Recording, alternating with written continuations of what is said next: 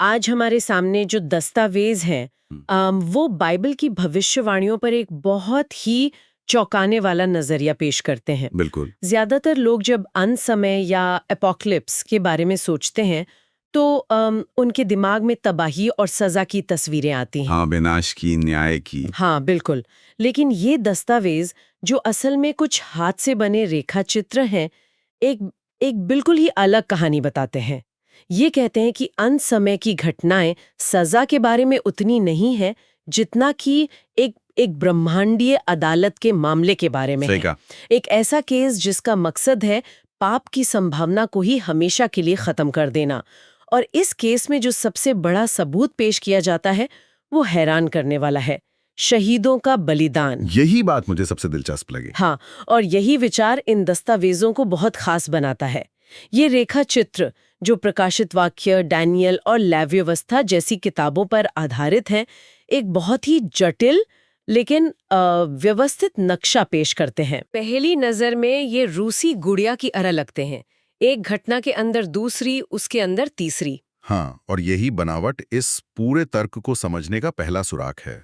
ठीक है, तो चलिए इस पहेली को सुलझाते हैं। आपने रूसी गुड़िया वाली बात कही, एक के अंदर एक, रेखा चित्रों में 7 मोहरें हैं, 7वीं मोहर के अंदर 7 तुरहियां हैं, और फिर और 7वीं तुरही के अंदर 7 विपत्तियां हैं। हाँ, तो ये सिर्फ एक के बाद एक आने वाली घटनाएं नहीं है। ऐसा लगता है जैसे हर अगला कदम पिछले वाले से ज्यादा गहरा और गंभीर होता जा रहा है। क्या मैं सही समझ रही हूँ? आप बिल्कुल सही समझ रही हैं। ये बनावट ही अपने आप में एक संदेश है कि ये एक प्रक्रिया है जो धीरे धीरे अपने चरम पर पहुंच रही है। हर चरण एक नए स्तर को खोलता है और इस पूरी प्रक्रिया का दरवाजा है 7वीं मोहर। 7वीं मोहर। हाँ, रेखाचित्र इसे कोई अकेली घटना नहीं बल्कि एक बहुत बड़े चरण की शुरुआत बताते हैं। वो इसकी तुलना पुराने नियम के एक बहुत बड़े त्योहार प्रायश्चित का दिन या डे ऑफ अटोनमेंट से करते हैं। एक मिनट, प्रायश्चित का दिन। जो लोग इससे परिचित नहीं हैं, उनके लिए आप इसे आसान शब्दों में समझा सकते हैं? क्या ये एक तरह का सालाना आध्यात्मिक रीसेट बटन था? हाँ, ये एक बहुत अच्छा तरीका है इसे समझने का। ये प्राचीन इजराइल में साल का सबसे पवित्र दिन था, जब महायाजक पूरे राष्ट्र के पापों का निपटारा करने के लिए एक विशेष अनुष्ठान करता था। एक तरह से पूरे समाज के लिए एक आध्यात्मिक सफाई थी। अच्छा। तो स्रोत का तर्क है कि 7वीं मोहर पूरी सृष्टि के लिए यही काम करती है। ये एक ब्रह्मांडीय स्तर पर प्रायश्चित का दिन शुरू करती है ताकि समय और स्थान से पाप को हमेशा के लिए मिटाया जा सके। तो यहाँ मुद्दा सिर्फ विनाश का नहीं बल्कि शुद्धिकरण का है। बिल्कुल। ठीक है, तो ये पूरी प्रक्रिया एक तरह की कॉस्मिक क्लीनिंग है जिसकी शुरुआत 7वीं मोहर से होती है, और इसी प्रक्रिया के अंदर हमें 7 तुरहियां मिलती हैं। तुरहियां तो आमतौर पर किसी घोषणा या चेतावनी का प्रतीक होती हैं। इस सफाई में वो क्या भूमिका निभाती हैं? वे चेतावनी और न्याय के बढ़ते हुए कदमों का प्रतीक हैं। लेकिन रेखाचित्र 5वीं और 6ठी तुरही पर खास ध्यान देते हैं।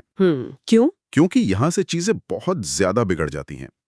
इन्हें पहली और दूसरी हाय कहा गया है।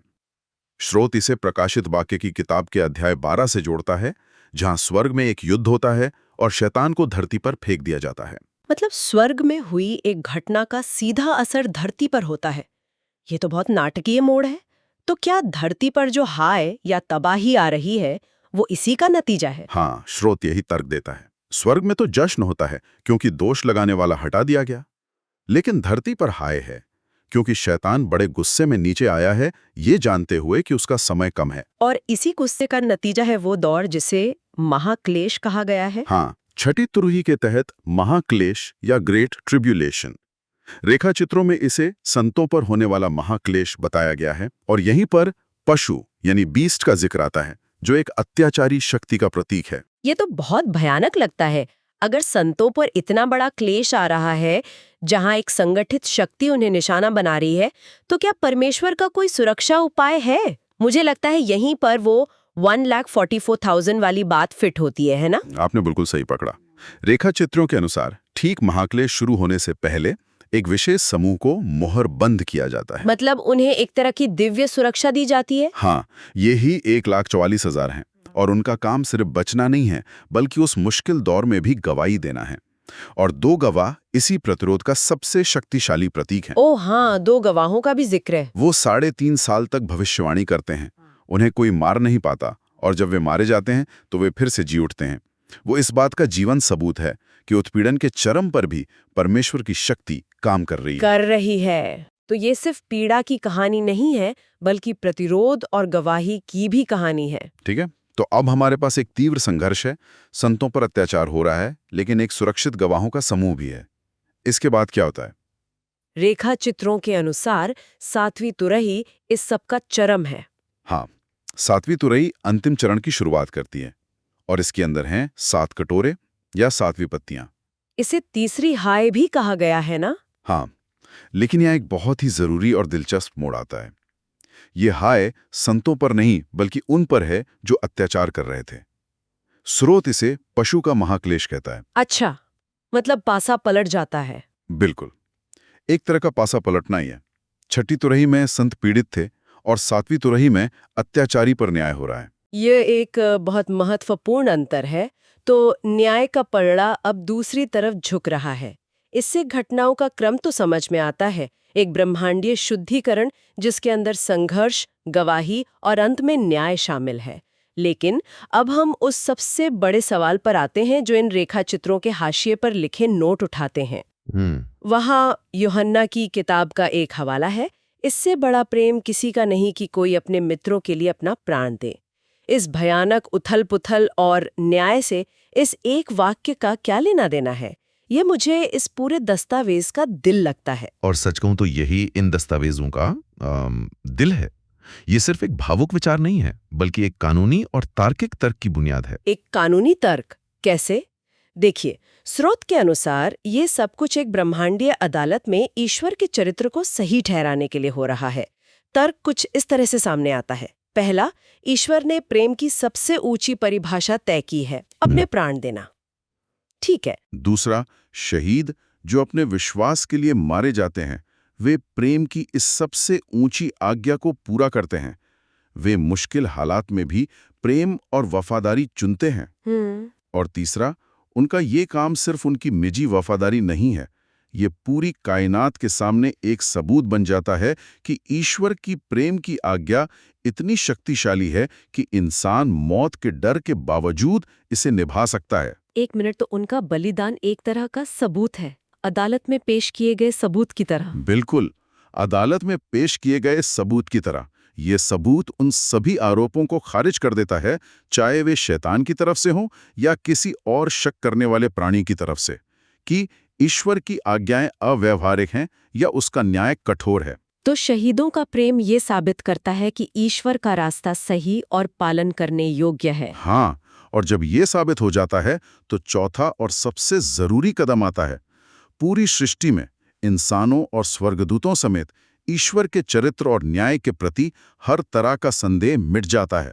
और जब संदेह खत्म हो जाता है तो पाप की जड़ ही खत्म हो जाती है। स्रोत का तर्क है कि पाप का मूल कारण ईश्वर के चरित्र पर संदेह करना है। अच्छा, जब वो संदेह एक अकाट्य प्रमाण से हमेशा के लिए दूर हो जाता है तो पाप करने की संभावना ही खत्म हो जाती है।